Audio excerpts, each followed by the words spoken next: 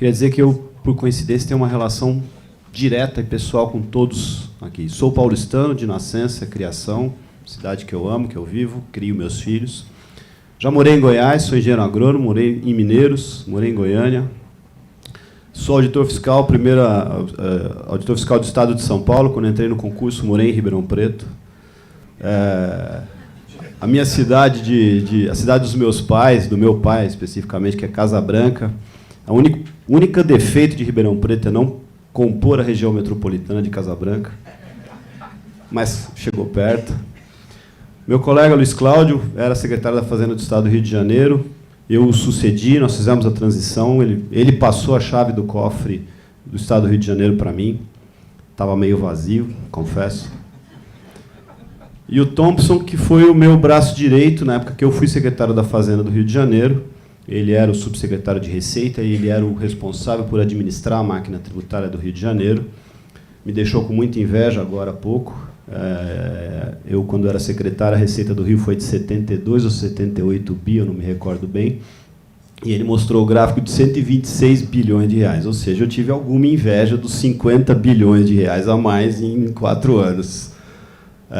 Mas mostra a pujança do Estado do Rio de Janeiro.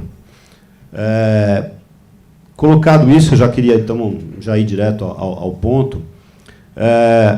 Citei os números aqui porque o que nós estamos conversando aqui é sobre dinheiro. Nós estamos falando sobre arrecadação de impostos para custeio da máquina, para construção de hospitais, pavimentação de ruas, como o prefeito Ricardo Nunes colocou. E eu acho que a gente tem que dividir muito bem em dois grandes pontos, dois olhares dessa questão do dinheiro que o Estado arrecada. Primeiro, o quantum arrecadado, a quantidade de arrecadação tributária, que é essa que vai financiar a política pública. E os dois prefeitos colocaram de forma muito clara, não pode haver perda de receita, porque se houver perda de receita de qualquer ente federado, nós teremos um problema muito sério de gestão pública.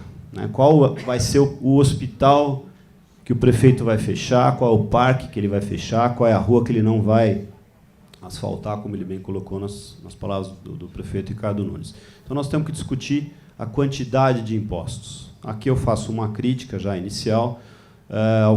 Alguns empresários têm colocado isso de forma muito bem posta, de que o governo tem trazido uma proposta de reforma tributária colocando nas costas do empresariado e da sociedade a administração dessa transição, mas não tem falado da sua própria máquina, da sua própria ineficiência, da sua própria gordura e de que forma a gente reduz a carga tributária. É um ponto que tem que ser colocado.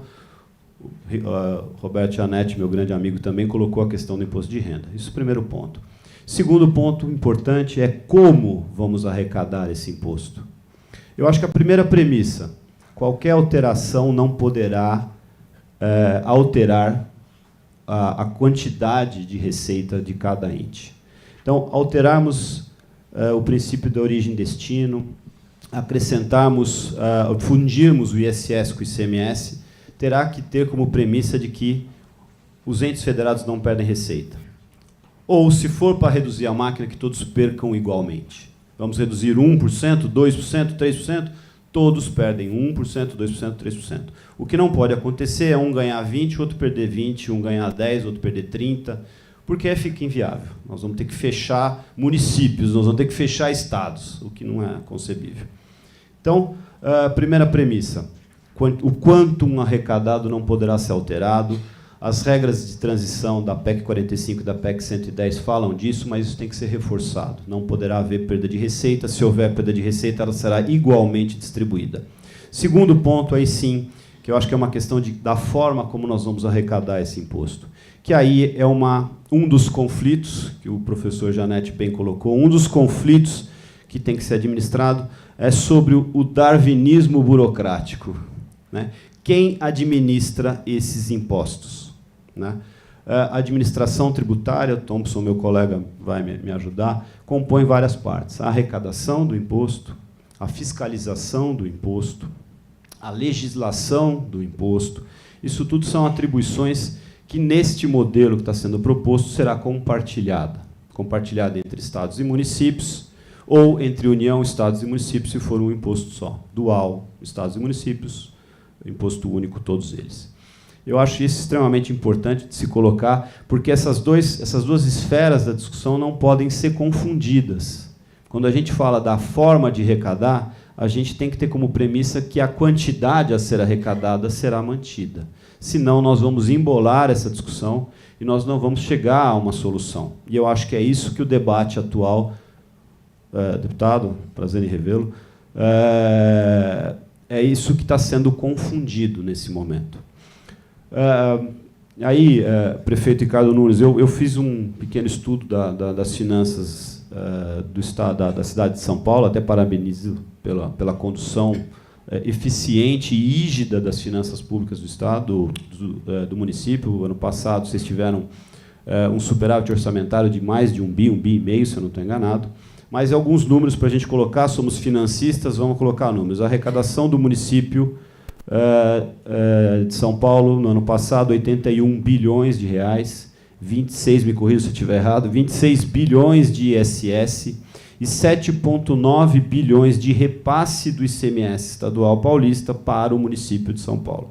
Ou seja, São Paulo, capital, que tem a sua base industrial, a sua base econômica, aliás, mais dependente de serviços, e a arrecadação mostra isso, recebe de ICMS, ou seja, de mercadorias, 7,9 bi, e recebe diretamente da tributação de serviços 26 bi. Esses 26 bi hoje são cumulativos, e eu acho que aí a gente chega na forma onde eu queria. Quando a gente fala da forma de arrecadar esse imposto, o Brasil tem um sistema que prevê a cumulatividade dos tributos. Esses tributos vão parando na cadeia, de forma que não conseguem ser recuperados no elo seguinte, não conseguem ser devolvidos ao contribuinte quando é necessário, e quando exportamos os nossos produtos, os nossos serviços, essa carga tributária vai junto, e é daí que vem a nossa, ou pelo menos grande parte da perda de competitividade da nossa economia por esse imposto que está parado. Peço licença novamente, prefeito, para citar o exemplo de São Paulo, mas desses 26 bilhões de reais de ISS, eles não são recuperados por nenhum elo seguinte da cadeia. Eu separei ali o Simples Nacional, que dá mais ou menos 1 bi, e eu estou lendo, né, que esse 1 bi aí de Simples Nacional são os pequenos prestadores de serviço. É a cabeleireira, é o dentista, aquele que está realmente prestando serviço diretamente à população. Esses outros 26 provavelmente são grandes empresas prestadoras de serviço, prestando serviço para outros elos da cadeia. Então, aí, para encerrar, meu tempo está encerrando, esse é o grande ponto importante. A gente tem que combater a cumulatividade do nosso sistema. E a cumulatividade está muito centrada na separação das duas bases tributárias, de ICMS e mercadoria, que é não cumulativo, com todos os seus problemas, porque tem cumulatividade também, mas principalmente o ISS, que é, esse sim, na sua essência, cumulativo. Peço desculpa aí por alguns segundos de atraso, mas devolvo a palavra. Muito obrigado, secretário.